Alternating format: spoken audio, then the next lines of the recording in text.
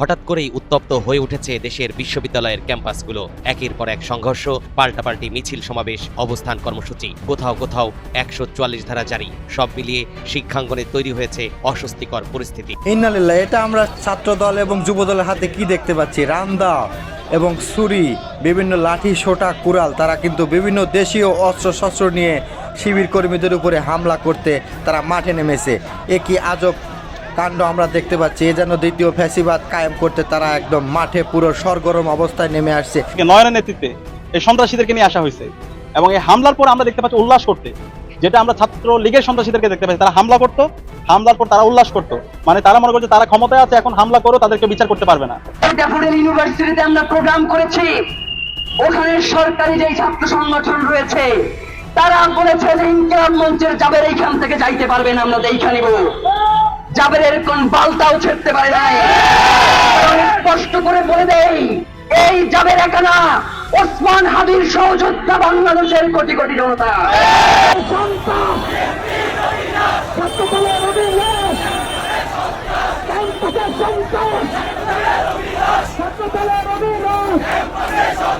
তারেক রহমান, আপনি আপনার একমাত্র লাঠিয়াল বাহিনী ছাত্র দলকে দিয়ে আমাদেরকে চ্যালেঞ্জ করেন। মাথায় রাখবেন, আপনার মতো আমরা দেশ থেকে পালিয়ে গিয়ে রাজনীতি করি নাই।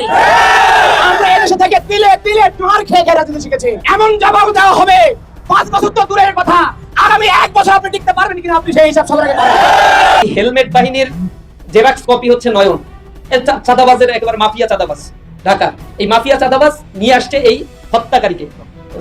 রকি হচ্ছে এই তোফাজুল হত্যাকাণ্ডের আসামি, কিন্তু তাকে নিয়ে এখনো পর্যন্ত এই চাঁদাবাজরা এই সন্ত্রাসদেরকে, খুনিদেরকে পুনর্বাসন করার জন্য সরকারের একেবারে প্রচ্ছন্ন মদতে প্রশাসনের নাকের ডগায় এই ভূমিকাগুলো তারা পালন করছে। বাংলাদেশ ইসলামী ছাত্র শিবিরের বিরুদ্ধে তারেক রহমানের বাহিনী, তারেক রহমানের লেলিয়ে দেয়া বাহিনী, ছাত্রদল যে গুন্ডামি করেছে, যে সন্ত্রাস করেছে, শিক্ষকদের উপর যে জঘন্য হামলা করেছে, বৃদ্ধ প্রিন্সিপালকে যেভাবে রক্তাক্ত করেছে, যেভাবে মেডিকেলের জরুরি বিভাগে ঢুকে শিক্ষক, শিক্ষার্থী, রোগীদের স্বজন সহ সবাইকে গণহারে পিটিয়েছে ছাত্রদলের সন্ত্রাসীরা, তারেক রহমানের বাহিনী। এই দৃশ্য দেখে বাংলাদেশের সেনাপ্রধান, বিশিষ্ট আলেম, বেদাত নিয়ে যিনি ওয়াজ করেন, জনাব ওয়াকারুজ্জামান হাসছেন। আসসালামু আলাইকুম প্রিয় দর্শক, নতুন একটি আপডেট ব্রেকিং নিউজে আপনাদের সবাইকে স্বাগতম। প্রিয় দর্শক, দেশ ও প্রবাস থেকে যে বাজারে আজকের এই তথ্যবহুল আলোচনার সমৃদ্ধ ভিডিওটিতে ক্লিক করেছেন, সকলকে রিকোয়েস্ট করব ধৈর্য সহকারে সম্পূর্ণ ভিডিওটি না টেনে ধারাবাহিকভাবে দেখবেন। কেননা আজকের এই ভিডিওটিতে এমন কিছু মারাত্মক বা এমন কিছু তাৎপর্যপূর্ণ ভিডিও এই ভিডিও নিয়ে সাজানো হয়েছে, যে ভিডিওগুলো দেখলে আপনারা অবাক হয়ে যাবেন, আপনাদের গা শিউরে উঠবে। কি সেই ভিডিও জানতে হলে সম্পূর্ণ ভিডিওটি দেখতে হবে। তো প্রিয় দর্শক, ভিডিওর শুরুতেই কয়েকটি ভিডিওর ছোটো ছোটো ক্লিপ বা অংশগুলো দেখে ইতিমধ্যেই কিন্তু আপনারা বুঝে গিয়েছেন আজকের এই টপিকটা বা আজকের এই ভিডিওটা কতটা আকর্ষণীয় বা তাৎপর্যপূর্ণ হতে চলেছে। তো প্রিয় দর্শক, তাই সকলকে রিকোয়েস্ট করবো না টেনে সম্পূর্ণ ভিডিও ধারাবাহিকভাবে দেখবেন। আর হ্যাঁ প্রিয় দর্শক, যারা এখনও আমাদের চ্যানেলটি সাবস্ক্রাইব করেনি, প্রতিনিয়ত এরকম দুর্দান্ত সব টপ আপডেট নিউজ পেতে এখনই চ্যানেলটি সাবস্ক্রাইব করে পাশে থাকা বেল বাটনটি অন করে দিন। তো প্রিয় দর্শক, কথা না বাড়িয়ে চলুন একটি লাইক দিয়ে সেই সম্পূর্ণ ভিডিওগুলোর বিস্তারিত আলোচনা শুনে আসি। আসসালামু আলাইকুম। এই 5-6 দিন আগেই বোধহয় বলছি যে হেলমেটের ব্যবসা বাইরে যাবে। হ্যাঁ ভাই, ভীষণভাবে বাইরে যাবে হেলমেটের ব্যবসা। দেখেন বাইরে গেছে, আমাদের নয়ন, ছাত্র দলের নয়ন একটা কিনছে, মাথার মধ্যে দিয়েছে। ভাই সাহস আছে ভাই, আজকে তো চলে গেছে কোথায় জানি কোন মাদ্রাসায়, ওইখানে মারামারি করতে চলে গেছে। বলতেছে ওরা বোমা হামলা করছে, যার জন্য আমাকে আসতে হয়েছে। উনি কিন্তু এই 2-3 দিন আগেই বলতেছিল যে আমারে যদি খালি উপর থেকে, হ্যাঁ লিডার যদি খালি বইলা দেয় 2 ঘন্টা, আবার বলে 2 ঘন্টা না 5 মিনিটের মধ্যে উড়ে দেবো। আমার নয়নের নাম শুনলেই তো রাস্তা ক্লিয়ার করে দেয় ওরা আমার নাম শুনলে। এই 2 দিন আগেই বললো, তারপরেই দেখেন মারামারি লেগে গেল। প্রথম মারামারি লাগছে কিন্তু ওই যে বেগম রোকেয়া বিশ্ববিদ্যালয় রংপুরে, ওইখানে কিন্তু একটা দাবরানি খাইছে ছাত্রদল। হ্যাঁ, ভীষণভাবে দাবরানি খাইছে। ওই রাইতে আর হোস্টেলে ঘুমাইতে পারে নাই। যাই হোক, ওইটার এফেক্ট পড়ছে জাহাঙ্গীরনগর বিশ্ববিদ্যালয়, ওইখানে আবার কিন্তু উল্টাটা হয়েছে, এখানে শিবিরের উপরে আক্রমণ হয়েছে। এখন ভাই বিভিন্ন জায়গায় আক্রমণ শুরু হয়ে গেছে। একটু আগে দেখলাম শিবিরের এক ছেলেকে রাস্তার গলিতে ফেলা ভাই তরোয়াল দিয়া খোঁচা দিতে চায় আর মুখের মধ্যে লাথি মারতেছে। এই জুলুম কেন? এটা তো ভাই জুলুমের বিরুদ্ধে, এই মাসটা তো জুলুমের বিরুদ্ধে। আজও কিন্তু জুলাই চলতেছে, 36শে জুলাই শেষ হবে কালকে। শুরুটা করছিল কিন্তু এনসিপি কে পিটায়া, ওইখান থেকে শুরু। এই মারামারি শুরু হয়েছে আরো 6-7 দিন আগে থেকে, ওই যে হবিগঞ্জের ঘটনা। এই এনসিপি কে পিটাইতে পিটাইতে এখন যায়া পড়ছে ছাত্র শিবিরের উপরে। ছাত্র শিবিরকে পিটাইতে হবে, এদেরকে ভাই শেষ করে দিতে হবে। এরা হলো রাজাকারের বাচ্চা। কেন এই ধরনের কথা ভাই এই ছাত্র দল থেকে বলতেছে, যুব দল থেকে বলতেছে, কৃষক দল থেকে বলতেছে, যে যেখান থেকে পারতেছে ওই একই কথা বলতেছে। এর পিছনে কারণ একটাই ভাই, ওই যে উপর থেকে যেটা হুকুম আসে, নিশ্চয়ই উপর থেকে হুকুম আসে। আর হুকুম আসার তো দরকার নাই, আমরা যেসব কথাবার্তা শুনি সিনিয়রদের, বড় বড় নেতাদের, ওইটারই তো এফেক্ট যায় পড়ে ওই জুনিয়র নেতাদের উপরে, যার জন্য তারা ঝাঁপায়া পড়ছে। মনে হয় কি জানেন, ছাত্রলীগ ফিরে আসছে, আবার ডিসেম্বরে আসবে। ছাত্রলীগ এখনই মাঠে নামে গেছে। ছাত্রলীগ যা যা করতো ওই একই কাজ করতেছে, ওই হেলমেটও কিনা ফেলাইছে। ডক্টর শফিকুর রহমান স্যার কিন্তু একটা কথা বলছিল, এটা নিয়ে অনেকেই মাইন্ড করছে। উনি কি বলছিল, ওরা ফটোকপি, আওয়ামী লীগের ফটোকপি, ছাত্রলীগের ফটোকপি। এখন তো তাই প্রমাণ হইলো, একেবারেই ফটোকপি। ঢাকা কলেজের সামনেও দেখলাম একটু আগে ভাই মারামারি চলতেছে, ধুমচায়া, ব্যবসা বাণিজ্য করতে পারতেছে না, সবাই দোকানে ঝাঁপ ফালায়া ফালায়া ভাই ভিতরে লুকাইতেছে। এই কি অবস্থা! এদিকে তো আপনারা দেখছেন ভাই বিদ্যুৎ বিল নিয়ে কি চলতেছে ভাই, এরকম আমি আগে দেখি নাই কখনো না। এই যে গ্যাসের ব্যাপারটা দেখছেন না, 1300 টাকার গ্যাস হঠাৎ করে দাম বাড়ায় কই করলো, 2300 টাকা কইরা ফেলাইলো। আবার 2300 টাকা করার পর এই 20-25 দিন বা 1 মাস পরই আবার 500 টাকা কমায় ফেলাইলো, 1800 টাকা করলো।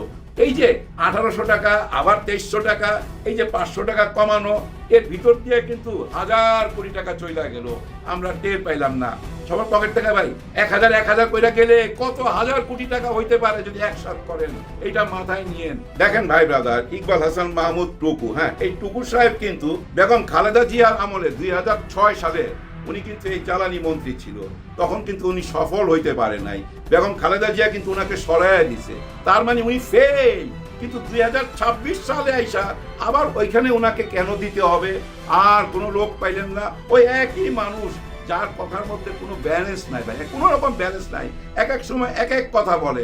এর মধ্যে দেখেন বিদ্যুৎ বিল বেশি আসাতে মানুষ তো প্রতিবাদ করবেই, প্রতিবাদ করতে পারবে না, প্রতিবাদ করলে আইনের আশ্রয় নিবো, হ্যাঁ আইনের আশ্রয় নিবো আমরা, এরকম একটা থ্রেট করছে। পরে আবার কয়েক ঘন্টা পর ওইটা উইথড্র করে নিছে, কারণ দেখছে মানুষের মধ্যে ক্ষোভ জন্ম নিতেছে। তবে আসল ক্ষোভ আর নকল ক্ষোভও আছে, কিন্তু আমরা কিন্তু দেখছি ডক্টর ইউনূসের আমলে যমুনার সামনে ভাই কত রকম ক্ষোভ প্রকাশ পাইতো।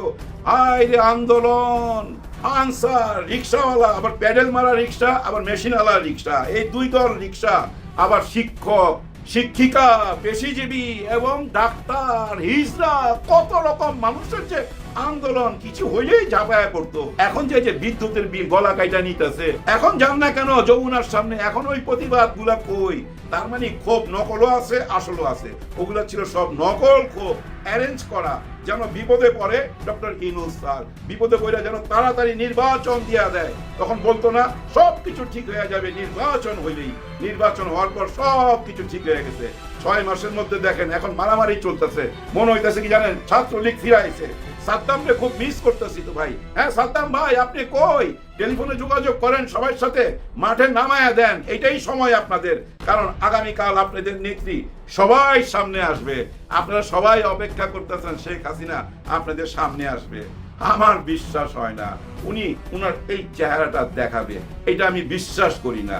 পর্দার আড়াল থেকে কথা বলতে পারে, আর দেখবেন ওনার এই কথাবার্তা বা ওনার আলোচনার থেকে বড় আলোচনা কি হবে জানেন?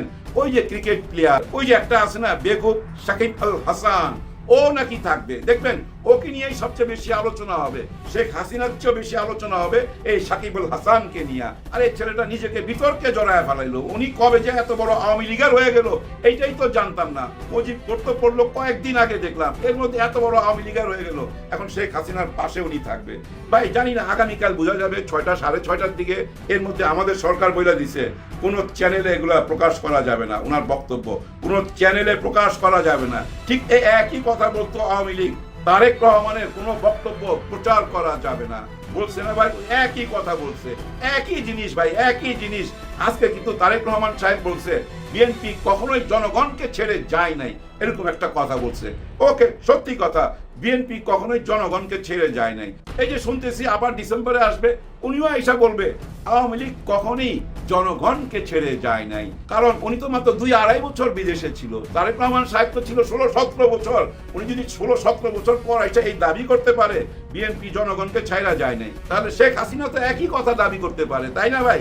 আসলে প্রধানমন্ত্রী বুঝাইতে চাইছে বিএনপি ছাইরা যায় নাই, উনি ছাইরা গেছে বা শিলং চলে গেছে সালাউদ্দিন সাহেব বিপদে বইরা, আমরা যাই নাই, আমাদের মন এখানে ছিল, সশরীরে আমরা বিদেশে ছিলাম। ঠিক তেমনি শেখ হাসিনা ভাই মন এখানে পড়ে রয়েছে, ওনার দলের কর্মীদের জন্য ওনার মন কাঁদতেছে, যার জন্য ডিসেম্বরে উনি আসবে আর আইসাই বলবে জনগণকে আমরা ছাইরা যাই নাই। আর জনগণও ওইটা বিশ্বাস করবে, কারণ আমরা জনগণ আসলে কিন্তু ভাই অনেক অবলা, হ্যাঁ অবলা নারীর মতো আমরা এই জনগণ, যা বলে তাই বিশ্বাস করি। বিশ্বাস না করার তো কারণও না ভাই, দেশের প্রধানমন্ত্রী যদি একটা কথা দেয় সে কথা কেন বিশ্বাস করব না?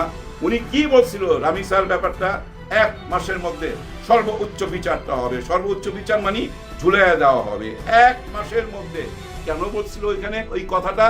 এই জন্য বলছিল তখন চারিদিক থেকে এমন ভাবে প্রতিবাদ উঠতেছিল, পুরো দেশের মানুষ খেপে গেছিল, মানুষের মধ্যে ভীষণ ভাবে ক্ষোভ জন্ম নিচ্ছিল এবং সোশ্যাল মিডিয়াতে প্রতিবাদের ঝড় তুলে দিছিল। জনগণের ওই ঝড়টাকে থামায় দিল ওনার ওই মুখের কথা দিয়া। কতটা বিশ্বাস করে মানুষ, উনি খালি বললো 1 মাস পর বিচার হবে, মানুষ ঠান্ডা হয়ে গেল। আজ জানি না কোথায় গেছে সেই বিচার। আমার প্রশ্ন আপনাদের কাছে, একটা রেপিস্টের এমন কি ক্ষমতা, যে ক্ষমতা দিয়ে সে প্রধানমন্ত্রীকে ভুল প্রমাণ করতে পারে? প্রধানমন্ত্রী যে কথা দিছে সে কথাটা কি মিথ্যা প্রমাণ করে দিতে পারে? ওই রেপিস্টের কি এমন ক্ষমতা? এই প্রশ্নটা আমার মনের মধ্যে ভাই উকি ঝুঁকি মারে সব সময়। আপনাদের মনের মতো নিশ্চয়ই উকি ঝুঁকি মারে এই প্রশ্নটা, যে প্রধানমন্ত্রী কথা দিছে সেই কথা কেন রক্ষা হইল না? আর যেহেতু রক্ষা হয় নাই, ভবিষ্যতে যদি প্রধানমন্ত্রী আবার কোনো কথা দেয় সে কথা কি মানুষ বিশ্বাস করবে? নিশ্চয়ই করবে না। এর মধ্যে তো অনেকগুলো মিথ্যা প্রমাণ হয়ে গেছে। ওনারা নির্বাচনের আগে ভোট চাইছিল, গণভোট চাইছিল, কিন্তু ওনারাই বলছিল ধানের শীষে যেভাবে ভোট দিবেন ঠিক সেইভাবে হ্যাঁ ভোটে ভোট দিবেন। স্বয়ং প্রধানমন্ত্রী, আজকের মাননীয় প্রধানমন্ত্রী এই কথাটা দিছিল, সেই কথাও তো রক্ষা হয় নাই। ওই রামিসার কথা যেভাবে মিথ্যা প্রমাণ হয়েছে এই কথাটাও তো মিথ্যা প্রমাণ হইলো। আর এটাকে পাকাপোক্ত করলো কে? আমাদের সালাউদ্দিন সাহেব সংসদের দ্বারা বললো আমরা ওই নির্বাচনের জন্য এই মিথ্যাটা বলছি, মানে অর্থাৎ এই নাটকটা করছি। খুব ভালো কাজ করছেন, ভালো কাজ করছেন, কিন্তু কতবার ঠকাবেন ভাই? দেখেন আমি বলতে পারি ভাই আমি খুব চালাক লোক। আপনি যদি আমাকে প্রশ্ন করেন কতটুক চালাক, আমি কি উত্তর দেবো? চালাকের উপরও তো চালাক থাকে, তাই না ভাই? বাঘের উপরও টাক থাকে, বলে না মানুষ? দেখেন ভাই, বাঘের কথা যখন মনে পড়লো একটা গল্প বলি, যে গল্পটা আপনারা ছোটবেলায় শুনে আসছেন, 2 লাইনে না 1 লাইনের গল্প, শুধু টাইটেলটা বললেই আপনাদের মনে পড়বে, রাখাল আর বাঘের গল্প। ওই রাখাল বারবার মিথ্যা কথা বলতো, বাঘ আইছে বাঘ আইছে। ওই রাখালকে বাঁচাইবার জন্য গ্রামের লোকজন লাঠি টাঠি নিয়ে চলে আসতো, কিন্তু আইসা দেখতো যে মিথ্যা কথা, ও হাসতেছে যে না বাঘ না বাঘ না। আপনারাও কিন্তু ওই রাখালের গল্পের মধ্যে ঢুকে গেছেন। সত্যি সত্যি যেদিন বাঘ আসবে কেউ আপনাদের পাশে থাকবে না। আপনারা বলতেছেন জনগণের পাশে আমরা আছি, কিন্তু জনগণ আপনাদের পাশে আছে কিনা সেটা দেখছেন?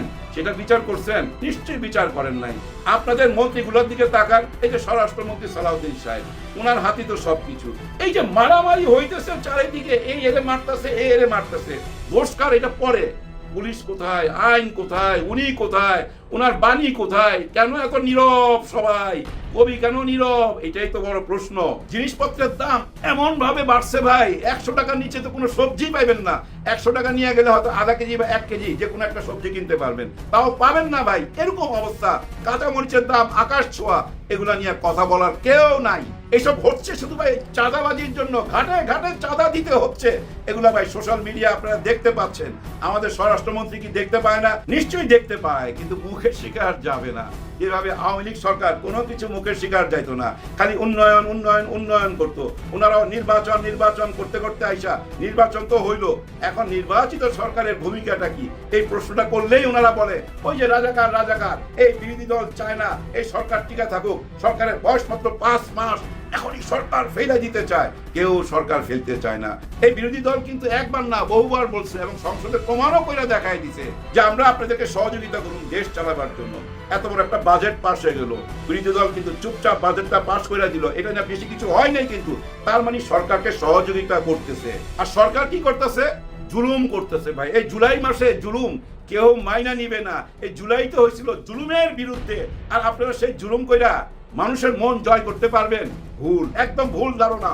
এই জুলাই তো শুধু ভাই কারো একার না, আপনাদেরও তো এই জুলাই। আপনারা কেন জুলাই থেকে মুখ ফিরায় নিলেন? মুখ ফিরাবার কথা তো আওয়ামী লীগের। হ্যাঁ, আওয়ামী লীগ জুলাই মানতে পারবে না, এটা খুব স্বাভাবিক অঙ্ক। আপনারাও কেন মানতে পারতেছেন না? এইটা কোন অঙ্ক? ভারতও মানতে পারতেছে না, এইটা কোন অঙ্ক? এই যে 5ই আগস্টে আওয়ামী লীগকে তাড়ানো হইলো, এটা কি শুধু আওয়ামী লীগকে তাড়ানো হয়েছে? ভারতকে তাড়ানো হয়েছে এই 5ই আগস্টে, যেটা ওনারা মাইনা নিতে পারতেছে না। বহুবার তো আপনারা বলছেন যে ওনাকে মুখ বন্ধ রাখতে বলেন, ডক্টর ইউনূস স্যারও বলছিল, তখন তো শুনি নাই। ওনারা কি বলছে? নির্বাচিত সরকার আসলে ওনাদের সঙ্গে আমরা একসাথে মিলামিশা কাজ করুম। এই কাজটা কি করতেছে? এই যে আগামীকাল শেখ হাসিনা এসে কি আপনাদেরকে শুভেচ্ছা বাণী জানাবে? নিশ্চয়ই না, আপনাদের বিরুদ্ধেই কথা বলবে, জামাতের বিরুদ্ধে কথা বলবে, এই ছাত্র শিবিরের বিরুদ্ধে কথা বলবে। যেভাবে আপনারা এখন কথা বলতেছেন জামাত আর ছাত্র শিবিরের বিরুদ্ধে, উনি ওই একই কথা বলবে। মানে উনাকে দিয়ে বলাবে, হ্যাঁ উনাকে দিয়ে বলাবে এই ভারত কিন্তু আপনার সাথে চ্যালেঞ্জে নেমে গেল, আপনাকে শান্তিতে থাকতে দিবে না। মাঝে মাঝে ভাই এই ট্রাম্প কার্ডটা ইউজ করবে, শেখ হাসিনাকে তারা ব্যবহার করবে, কারণ তারা বুঝা গেছে শেখ হাসিনাকে ভালোবাসার মানুষ এই দেশে কম নাই, অনেক। আওয়ামী লীগ তো আসলে একটা বড় দল, এটা ওনারা বুঝা ফেলাইছে, যার জন্য ওনাকে দিয়ে বলাবে আর এখানে অস্থিরতা বাড়াবে। এই অস্থিরতা কমাইবার জন্যই কিন্তু গণভোটটা হয়েছিল, সবাইকে এক জায়গায় আনার জন্যই কিন্তু এই গণভোটটা হয়েছে। 70% মানুষের ভোট নিয়ে যে ছিনিমিনিটা খেলতেছেন, আজকে যা কিছু ঘটতেছে, এর দোষ কিন্তু আপনাদের কাঁধেই যাবে, কারণ যে সরকারে থাকে তাকেই সবাই দোষারোপ করে, এটাই নিয়ম। বিদায়ের আগে শুধু এইটুকুই বলা যায়, রামিসার অভিশাপে আজকে এই অস্থিরতা, যা কিছু দেখতেছেন এই রামিসার অভিশাপে। ও তো কবর থেকে অভিশাপ দিতে থাকবে, সারাক্ষণ অভিশাপ দিবে যে আমার বিচারটা করলো না। যেভাবে হাদি বলছিল না, আমারে মাইরা ফালান কোনো অসুবিধা নাই, কিন্তু আমাকে যে মারবে তার বিচারটা করবেন। বিচারটা তো চাই, কারো বিচারিত করতে পারতেছেন না। যে রাজ্যতে অবিচার থাকে সেটা কোনো রাজ্য না, নরক, সেটা নরক। সবাই জন্য সবাই দোয়া করবেন। আল্লাহ হাফেজ। বাংলাদেশ ইসলামী ছাত্র শিবিরের বিরুদ্ধে তারেক রহমানের বাহিনী, তারেক রহমানের লেলিয়ে দেয়া বাহিনী, ছাত্রদল যে গুন্ডামি করেছে, যে সন্ত্রাস করেছে, শিক্ষকদের উপর যে জঘন্য হামলা করেছে, বৃদ্ধ প্রিন্সিপালকে যেভাবে রক্তাক্ত করেছে, যেভাবে মেডিকেলের জরুরি বিভাগে ঢুকে শিক্ষক শিক্ষার্থী রোগীদের স্বজন সহ সবাইকে গণহারে পিটিয়েছে ছাত্রদলের সন্ত্রাসীরা, তারেক রহমানের বাহিনী। এই দৃশ্য দেখে বাংলাদেশের সেনাপ্রধান, বিশিষ্ট আলেম, বেদাত নিয়ে যিনি ওয়াজ করেন, জনাব ওয়াকারুজ্জামান হাসছেন, মিটিমিটি হাসছেন, এবং মনে মনে তিনি হয়তো ভাবছেন যে তারেক রহমান আপনি আসছেন, আপনাকে মাননীয় প্রধানমন্ত্রী বলি, আমরা শেল্টার দেই, মনে হয় আপনাকে আবার লন্ডন যেতে হবে।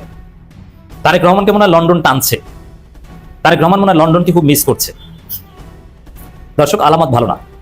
ছাত্রদল যেরকম লাগামহীন সন্ত্রাসী করছে, যেভাবে দেখেন মারামারি, ছোটখাটো মারামারি একটা লিমিট আছে, কিন্তু ছাত্রদল ছাত্রলীগকে, আওয়ামী লীগকে যেভাবে ছাড়িয়ে গেছে, যুবদল সন্ত্রাসীরা, নয়নরা যেভাবে হেলমেট পরে লাঠি সোটা অস্ত্র নিয়ে যেভাবে প্রকাশ্য সন্ত্রাসে মেতে উঠেছে, সবথেকে জঘন্য ঘটনা। মেডিকেলের জরুরি বিভাগে ঢুকে যেরকম রোগীদের স্বজন, সাধারণ শিক্ষার্থী, রেসপেক্টিভ অফ অল, সবাইকে যেভাবে পিটিয়েছে, ঢাকা আলিয়া মাদ্রাসার প্রিন্সিপালকে যেভাবে রক্তাক্ত করেছে, এখন এরকম আরো ঢাকা কলেজের শিবির নেতাকে যেভাবে মেরেছে, তাতে তিনি মুমূর্ষু অবস্থায় এবং গুরুতর আহত ঢাকা আলিয়া মাদ্রাসার প্রিন্সিপাল। তো এই পরিস্থিতিতে যদি একটা অপ্রত্যাশিত অঘটন ঘটে যায়, তাহলে কি মনে করবেন? 5 আগস্ট পরবর্তী বাংলাদেশে হাসিনা যেরকম সকাল সন্ধ্যা লাশ ফেলতো, শিবির মারতো, যে কাউকে হত্যা করতো, বিশ্বজিৎকে কুপিয়ে মেরে ফেলতো, কেউ কিছু বলতে পারতো না, এখনো কি সেরকম হবে? না। এখানে ছাত্রদল, আমি পরিস্থিতি যেটা দেখছি, ছাত্রদল যদি এরকম কোনো হত্যাকাণ্ড ঘটায়, লাশের রাজনীতি শুরু করে, তাহলে জামাত, এনসিপি, শিবির বা ছাত্র শক্তিকে তেমন কিছু করতে হবে না। আমার মনে হয় ইটস মাই অ্যানালাইসিস, ওয়াকারুজ্জামান বসে আছেন যে বাবা তারেক তুমি কিছু ঘটাও, আমি তো বসে আছি, আমি তো আরেক খেলাফত কায়েম করে ফেলবো বাংলাদেশে, আর সেই খেলাফতে তারেক রহমানের অবস্থান হবে আবার লন্ডন। সেভের জিত নেয়া নিয়ে আলোচনা হতে পারে। বাংলাদেশের মানুষ আবারও সেই লাশের রাজনীতি সহ্য করবে না। সেই পথে হাঁটছেন তারেক রহমান, ভুল করছেন। ছাত্রদলকে শিবিরের বিরুদ্ধে লেলিয়ে দিয়ে ভুল করছেন। শিবির যেহেতু পালাবে না, ক্যাম্পাসের 1 ইঞ্চি মাটিও ছাড়বে না, শিবির যেহেতু পাল্টা প্রতিরোধ গড়ে তুলবে, আজকে খেলা হয়েছে, আগামীকালও শিবির খেলবে। জগন্নাথ বিশ্ববিদ্যালয়ে শিবির পূর্ণ শক্তি নিয়ে ক্যাম্পাসে প্রবেশ করবে। কোনো অনাকাঙ্ক্ষিত ঘটনা ঘটলে জনগণ সেটা মানবে না, প্রতিরোধ করবে, প্রতিবাদ করবে।